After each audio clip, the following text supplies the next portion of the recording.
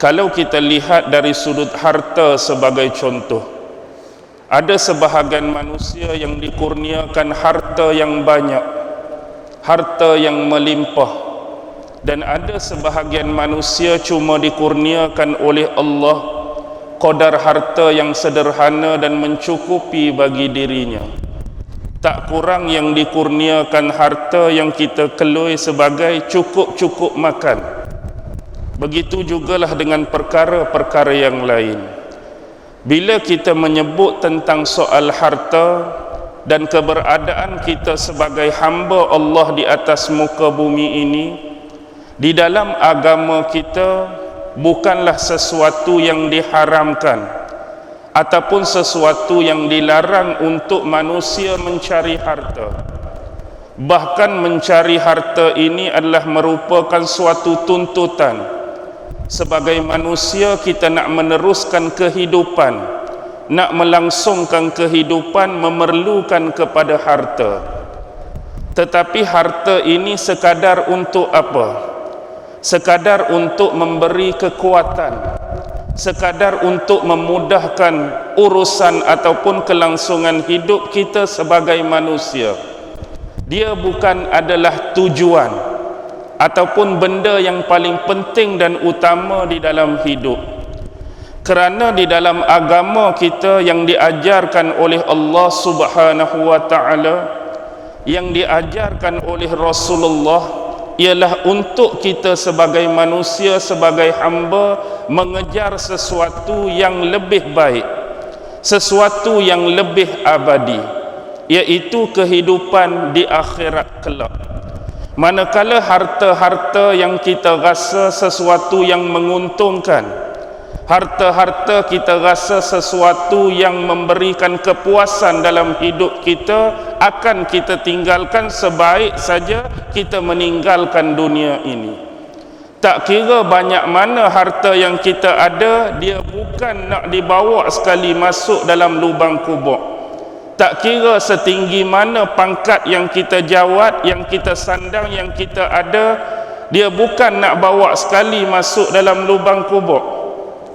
Dan inilah yang harus diberi perhatian. Sebagaimana yang saya sebut, harta tu tak salah, tetapi dia bukan menjadi tujuan yang besar dan tujuan utama hidup kita sebagai orang Islam. Dia cuma untuk memudahkan urusan kelangsungan hidup kita.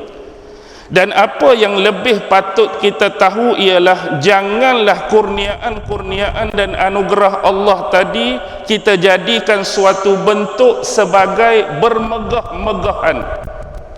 Maksudnya bila Allah bagi kita harta lebih sikit daripada orang lain, jangan kita jadikan harta itu untuk kita bermegah-megahan kepada orang lain.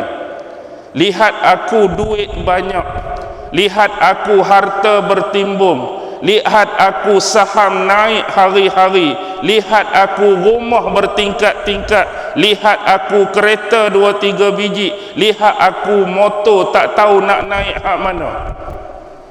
Jadi itu adalah bentuk nikmat yang Allah bagi, dan kita patut mensyukuri akan nikmat tersebut. Allah bagi, kita bersyukur.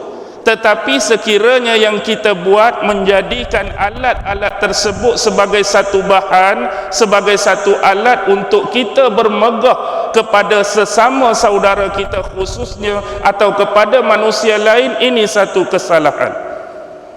Kita bermegah-megah dengan harta lantas kita menghina orang lain.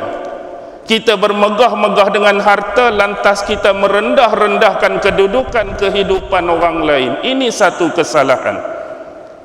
Dan kita perlu beringat sampai mana kita boleh jaga dan pelihara harta kita. Hatta zurtumul maqabir, sehinggalah kamu dimasukkan oleh Allah ke dalam liang lahat, sampai kamu masuk ke dalam kubur.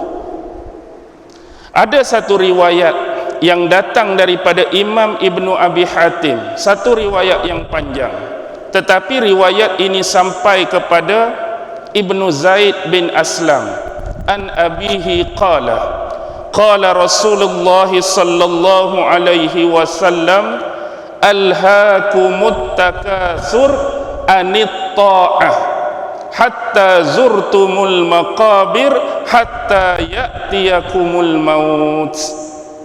Ada satu riwayat daripada Ibnu Abi Hatim yang riwayat ni sampai kepada Ibnu Zaid bin Aslam yang meriwayatkan daripada bapa dia. Satu hari dia mendengar Rasulullah sallallahu alaihi wasallam bersabda, iaitu dalam bentuk Rasulullah membacakan ayat daripada surah At-Takatsur ini. Rasulullah baca alhaakumut takatsur anit ta'ah hatta zurtumul maqabir hatta ya'tiyakumul maut. Bermegah-megahan telah melalaikan kamu anit ta'ah, daripada apa? Daripada melakukan ketaatan dan ketundukan kepada Allah Subhanahu wa ta'ala.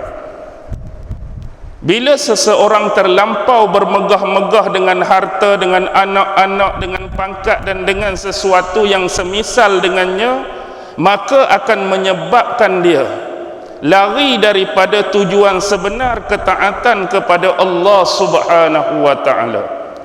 Dan kalau kita tengok dalam ayat yang lain sebagai contoh, wa ma khalaqtul jinna wal ins illa liya'budun, dan tiadalah aku menjadikan golongan jin dan manusia kecuali untuk beribadah kepada aku. Ini antara ayat-ayat yang mengandungi sisi perintah daripada Allah. Tujuan manusia dijadikan ni untuk beribadah kepada Allah. Jadi bila sebut kalimah ibadah di sini, jangan kita menyangka bahawa ibadah ini hanya melibatkan ibadah-ibadah yang berbentuk penyembahan ataupun ritual semata-mata. Dalam Islam makna ibadah ini begitu besar dan luas. Jangan kita hanya nampak semayang saja ibadah. Jangan kita nampak puasa saja ibadah. Jangan kita nampak zakat dan pi haji saja ibadah. Sedangkan apa yang kita sebutkan dari sudut kurniaan tadi juga boleh membawa jalan ibadah kita kepada Allah. Sebagai contoh harta yang banyak tadi, bagaimana untuk kita mengelakkan harta ni menjadikan kita sebagai manusia yang bermegah-megah pada orang lain. Kita nak jadikan benda yang sama tu satu kebaikan dalam diri kita, satu kebaikan dalam hidup kita. Guna benda yang sama dengan meniatkan dia pada jalan Allah, dia jadi ibadah. Dah kita harta banyak, maka bersedekahlah ibadah. Dah kita harta banyak, maka berwakaflah ibadah. Dah kita harta banyak, binalah pusat-pusat untuk tarbiyah anak-anak muda dan remaja, bina rumah-rumah anak yatim, bina rumah-rumah tertentu untuk kebaikan dan kegunaan umat Islam secara umum. Dia jadi ibadah. Berbanding dengan kita gunakan tadi sebagai tujuan untuk bermegah kepada orang lain, dan ini lebih menjauhkan ketaatan kita kepada Allah. Sama seperti macam kita sebut pangkat dan jawatan. Bila kita bekerja dalam dunia hari ini, dia tak boleh lepas daripada pangkat dan jawatan. Walaupun sesimpel-simpel kerja yang kita ada. Minta maaf saya sebut, bukan kita nak merendahkan orang, bukan kita nak menghina orang lain.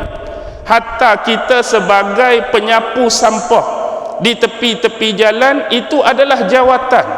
Jawatan apa? Tu kerja kita sebagai tukang sapu tepi jalan. Kita kerja apa? Cleaner. Itu satu jawatan. Jawatan ini ada yang rendah, ada yang sederhana, ada yang tinggi. Dalam mana-mana konteks dunia hari ini, jawatan tu ada. Lebih-lebih lagi sekiranya Allah bagi rezeki lebih pada kita, kita menyandang sesuatu jawatan yang dibangga-banggakan oleh manusia hari ini. Contoh yang besar-besar, jadi pengarah-pengarah tertentu, jadi pengurusi-pengurusi tertentu, jadi manager, jadi CEO, jadi tu, jadi ni.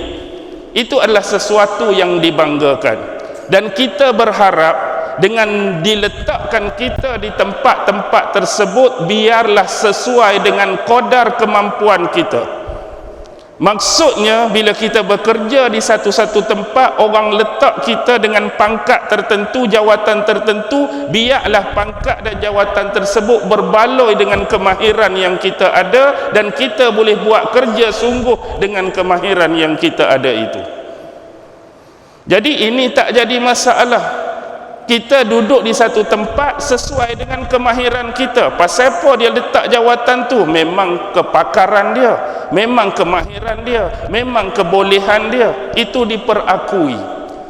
Tetapi yang jadi masalah bila pangkat ini dijadikan satu bentuk kemegahan.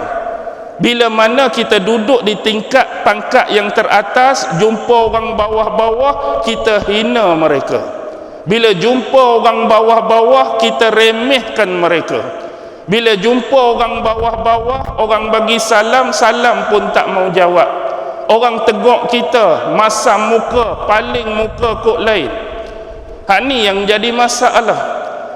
Biarpun jawatan kita tinggi, kehidupan kita sebagai hamba Allah seperti biasa. Sebab ingat, dalam hidup ini kita ada hablum minallah dan satu lagi hablum minan nas. Ada hubungan yang kita perlu jaga, iaitu dengan pencipta. Ada hubungan yang kita perlu jaga sesama manusia, khususnya lebih-lebih lagi kepada saudara yang sama agama dan akidah dengan kita. Jangan sesekali pangkat kita, jawatan tertentu kita menyebabkan kita merendah-rendah dan meremeh-remehkan orang lain. Ini bukan satu bentuk sifat yang diajarkan dalam agama.